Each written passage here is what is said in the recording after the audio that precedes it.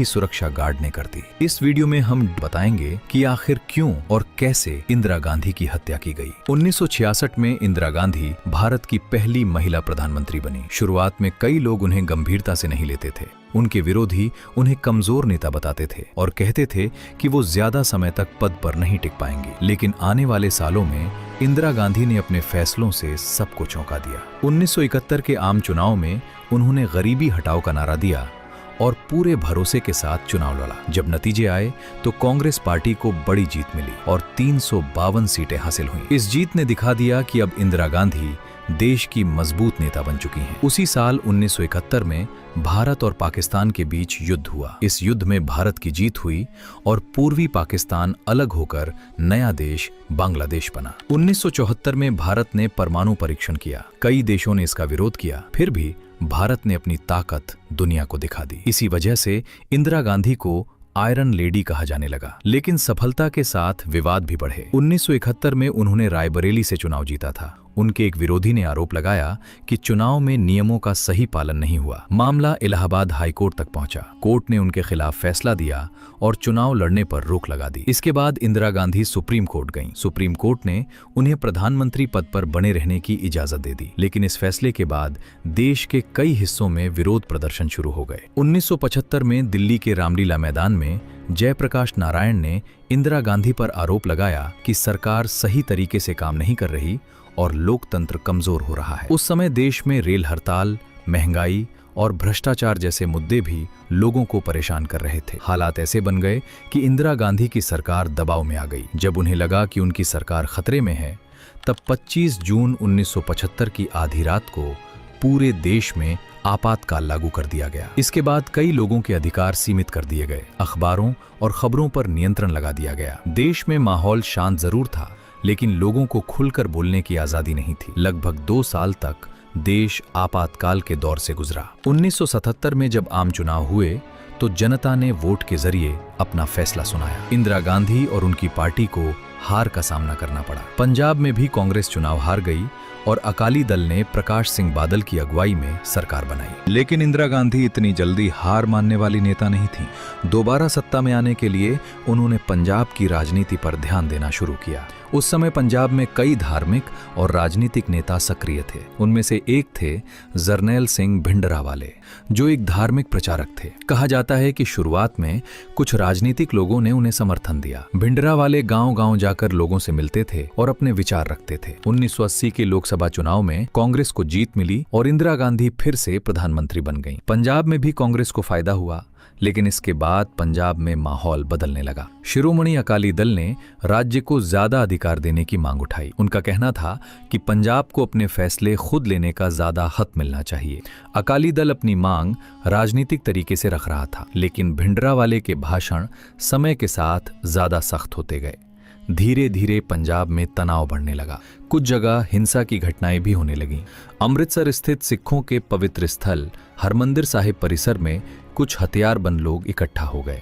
सरकार का कहना था कि वहां से कानून विरोधी गतिविधियां चल रही हैं। हालात लगातार खराब हो रहे थे और केंद्र सरकार चाहती थी कि किसी तरह पंजाब में शांति वापस लाई जाए। आखिरकार जून 1984 में इंदिरा गांधी ने एक बड़ा और कठिन फैसला लिया। उन्होंने सेना की कार्रवाई ऑपरेशन ब्लू स्टार को मंजूरी दे दी।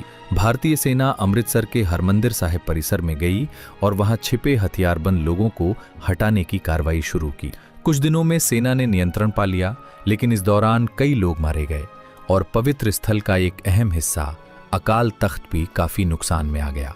सरकार का कहना था कि ये देश की सुरक्षा के लिए जरूरी कदम था। वहीं सिख समुदाय के कई लोगों को लगा कि उनकी आस्था को ठेस पहुंची है। इस घटना के बाद सिख समाज के एक हिस्से में इंदिरा गांधी के प्रति गुस्सा बढ़ गया। इंदिरा गांधी को इस नाराजगी का एहसास था। उन्होंने सिख नेताओं से मुलाकात की और सार्वजनिक रूप से कहा कि वो सिखों के खिलाफ नहीं है, लेकिन हालात पूरी तरह शांत नहीं हो पाए। उन्हें जान से मारने की धमकियां मिलने लगीं।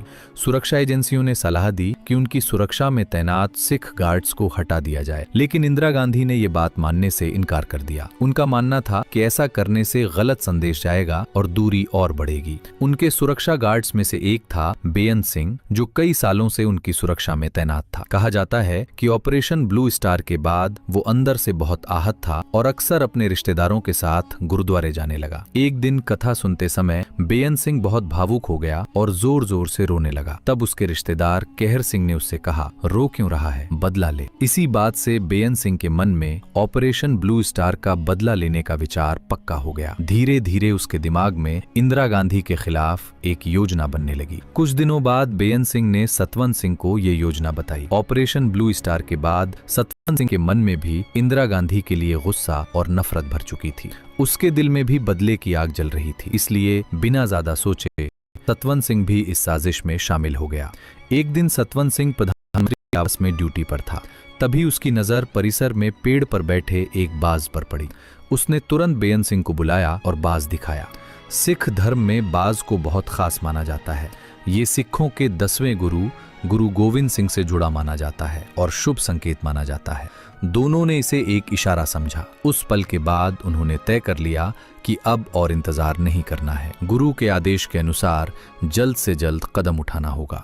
अक्टूबर आते आते पूरा प्लान लगभग तैयार हो गया। इसके बाद बेअंत सिंह और सतवंत सिंह ने केहर सिंह से मुलाकात की। तीनों ने मिलकर विस्तार से योजना बनाई और 31 अक्टूबर 1984 की तारीख तय कर दी।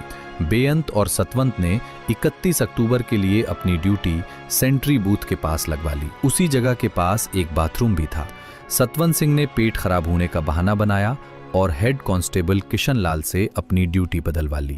बेअंत सिंह ने भी अपनी सुबह की ड्यूटी के लिए जय नारायण से शिफ्ट बदलवा ली। 31 अक्टूबर 1984 को इंदिरा गांधी का एक ब्रिटिश अभिनेता और निर्देशक पीटर उस्तिनोव के साथ इंटरव्यू तय था।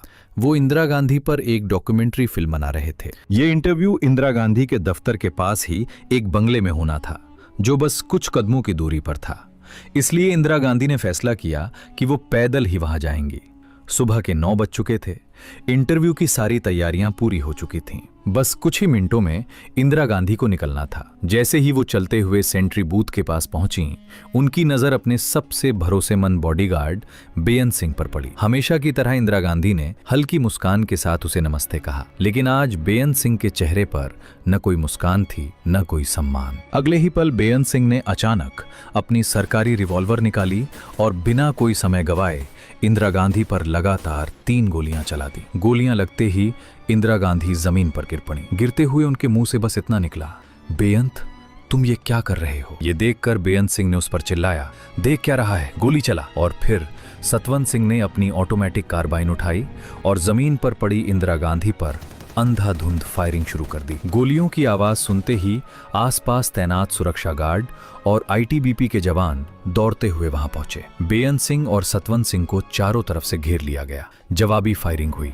इस फायरिंग में बेअंत सिंह वहीं मारा गया, जबकि सतवंत सिंह गंभीर रूप से घायल हुआ और उसे जिंदा पकड़ लिया गया। इतनी गोलियां लगने के बाद भी इंदिरा गांधी की सांसें चल रही थीं, वो जिंदा थीं।